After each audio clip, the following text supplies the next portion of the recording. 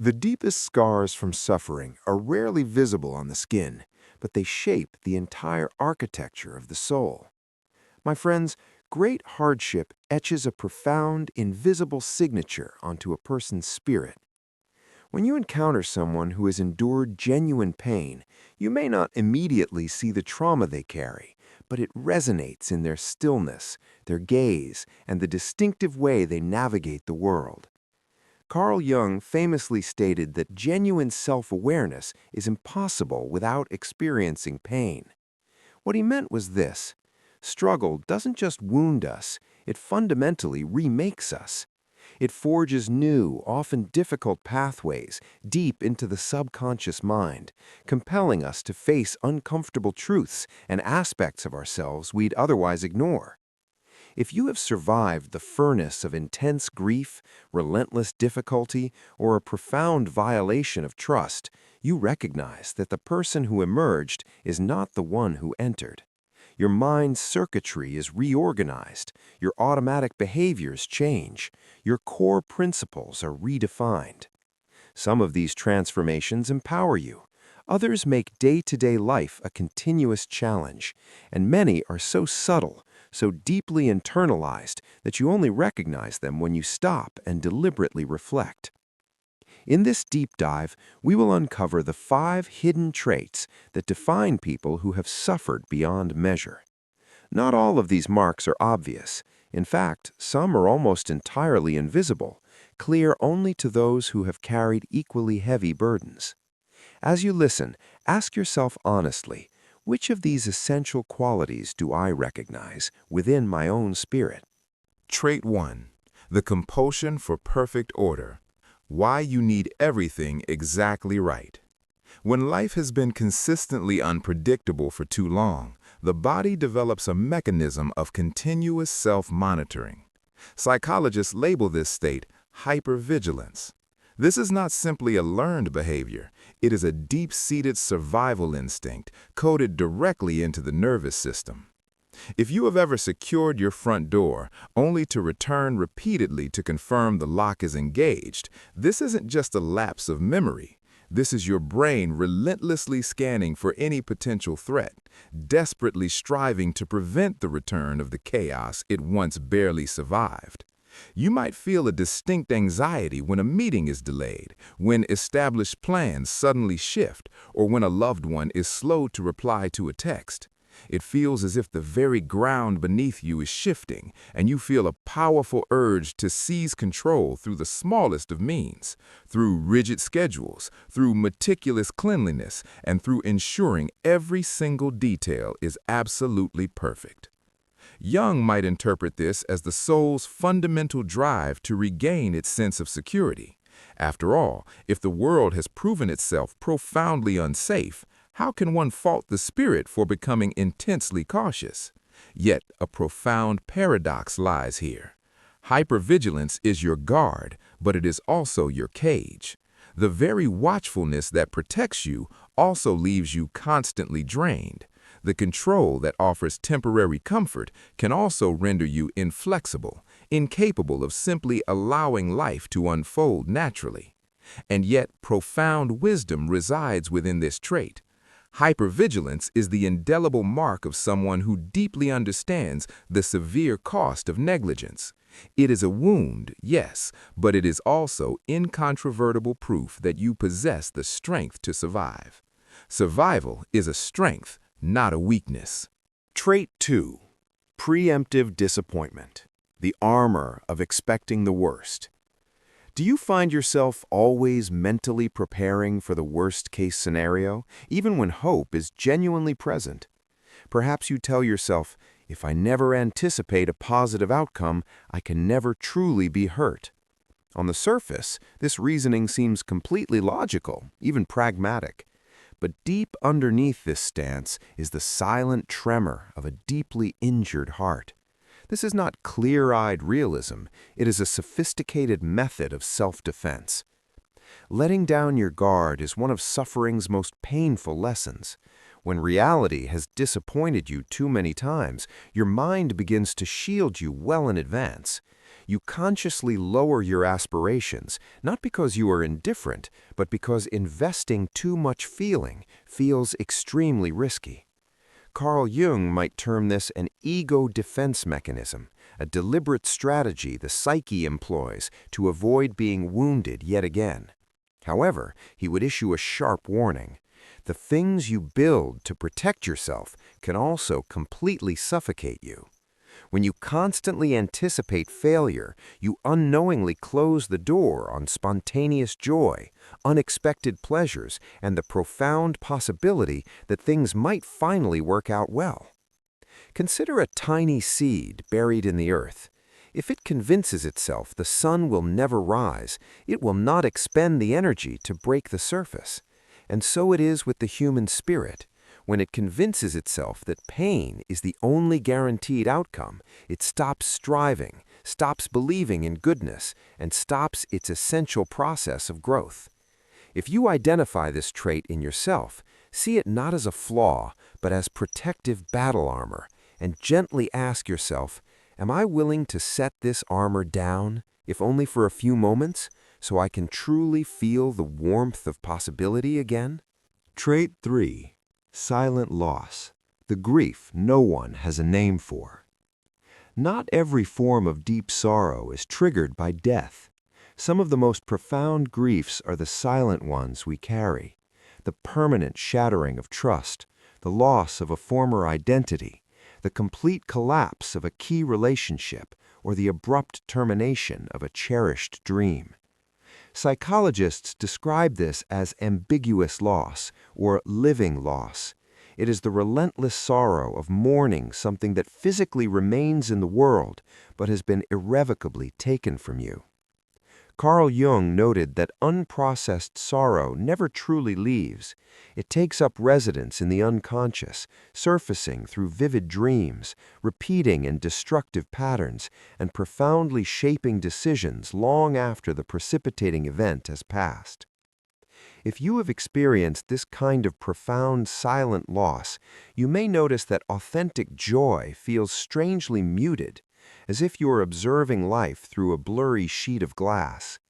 You are physically present, but an essential part of your being remains fixed in the past, constantly mourning a parallel version of reality where life unfolded differently. You might even find yourself punishing yourself for what you no longer possess, endlessly reliving past choices. Even when life offers a new blessing, a deeply loving partner, a meaningful career, you struggle to fully embrace it because your spirit still aches for the life that suddenly vanished. Jung would call this the shadow of sorrow, the invisible, oppressive weight that follows us until we find the courage to confront it. And confronting it does not require forgetting the past. It means formally acknowledging the pain, absorbing its harsh lessons, and then giving yourself permission to fully live in the here and now. Silent loss is a wound without a formal ceremony. No public eulogies are delivered for shattered futures. Yet those who suffer this carry a distinct, unseen burden, a burden that permanently alters how they perceive themselves and the fundamental nature of the world. Trait 4. The crossroads of suffering. Deepening or diminishing. Suffering is like a catastrophic upheaval of the psyche. It shakes the foundations of your world, breaks apart every assumption you held as fixed, and forces you to confront the critical question, what truly holds lasting value? Some individuals emerge from this process emotionally hardened, burdened by resentment and bitterness. Others emerge profoundly transformed, filled with a new sense of purpose, empathy, and wisdom. This phenomenon is what psychologists term post-traumatic growth, the idea that severe hardship can ignite deep, positive transformation. But this outcome is never guaranteed. Pain is akin to a cleansing fire. It can either temper and forge a strong metal, or it can utterly consume everything in its path. History provides us with stark, vivid contrasts. Nelson Mandela, incarcerated for 27 years, emerged not seeking revenge, but embodying profound forgiveness. His intense suffering gave birth to genuine reconciliation, fundamentally changing the course of a nation. Conversely, Adolf Hitler took his early failures and personal pain and allowed it to fester into a toxic, all-consuming hatred, unleashing destruction on a global scale. Jung would gently remind us that pain does not ultimately define us, rather it is the process that reveals us. It exposes the raw, fundamental material of our deepest spirit. But we, and we alone, choose how that material will be shaped. Will we allow the pain to corrode our kindness, or will we let it carve us into a being of greater substance? This permanent shift in core values is one of suffering's most visible marks. Those who have truly endured often possess a profound disinterest in trivial concerns. They actively seek depth, authenticity, and enduring meaning. They no longer have the patience to waste their precious time on superficialities because they have glimpsed the abyss and understood just how fragile life truly is. It is your response to suffering that defines you. Trait 5. The wounded healer. Transforming personal pain into shared purpose. Perhaps the most complex and paradoxical trait of all is the archetype of the wounded healer. Jung conceptualized this as a spirit that, precisely because of its own painful experiences, feels a compelling call to provide comfort and healing to others. You likely see this in people around you: the brilliant counselor who survived a chaotic childhood, the empathetic nurse who once faced a grave illness, the inspiring teacher who intimately knows what it means to feel marginalized. Their deepest, most personal wounds become the very engine that powers their life's mission. On the surface, this appears noble, and it is. Pain cultivates intense empathy. Struggle makes us profoundly relatable. Those who have survived great pain often possess the most compassionate and open hearts. But there is a subtle hidden complexity here. Sometimes the powerful drive to fix or heal others is also an indirect, disguised effort to mend one's own fractured self.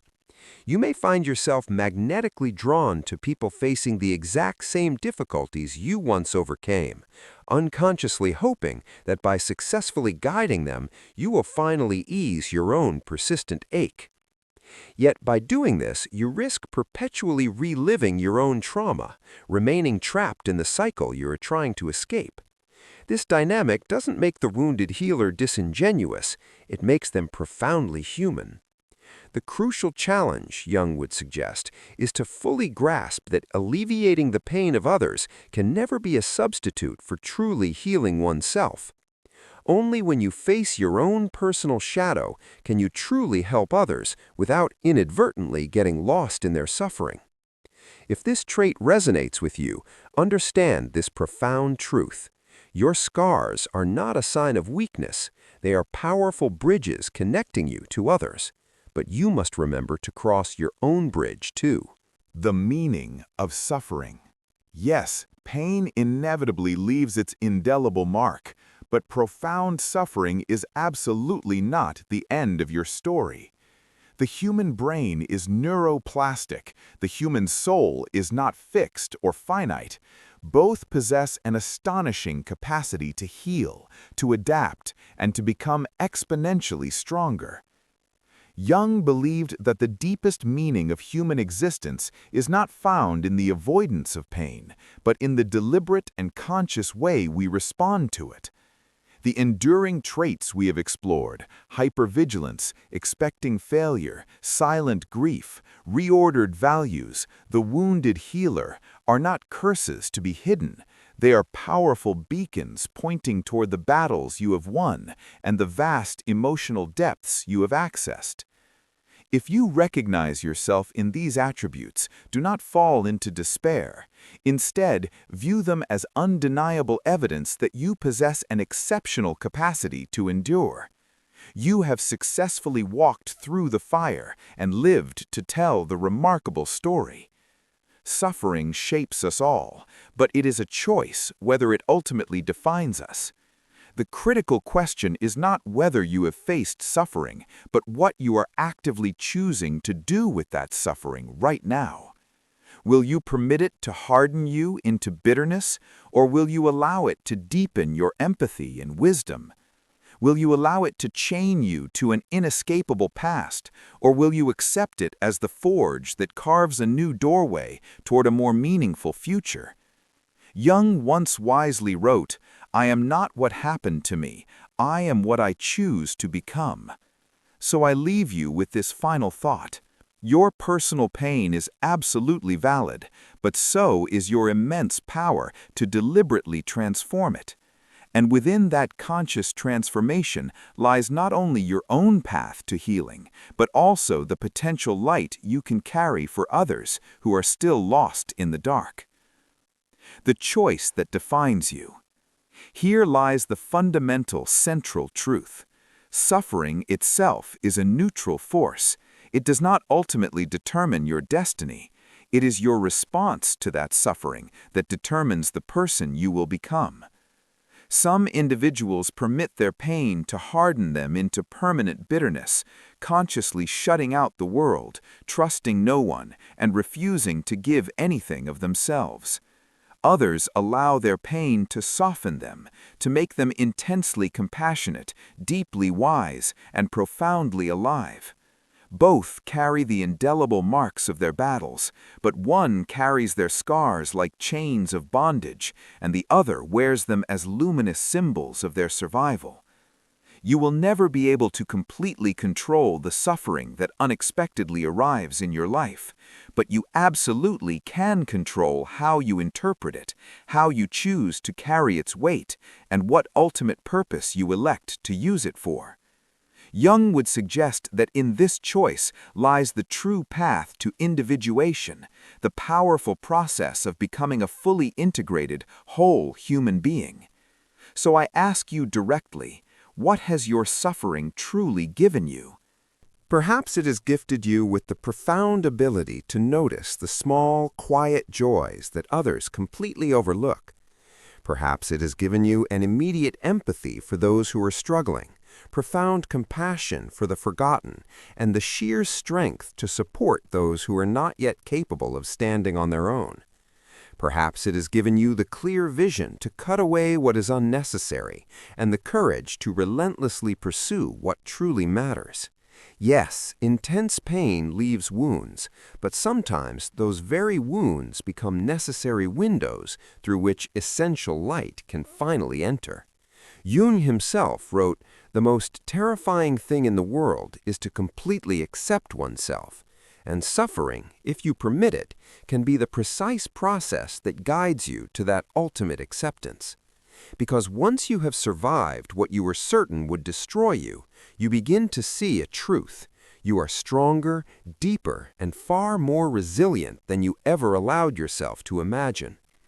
If you are listening now and these traits resonate with your experience, hypervigilance, expecting disappointment, silent grief, shifting values, the wounded healer, know this: you are not fundamentally broken.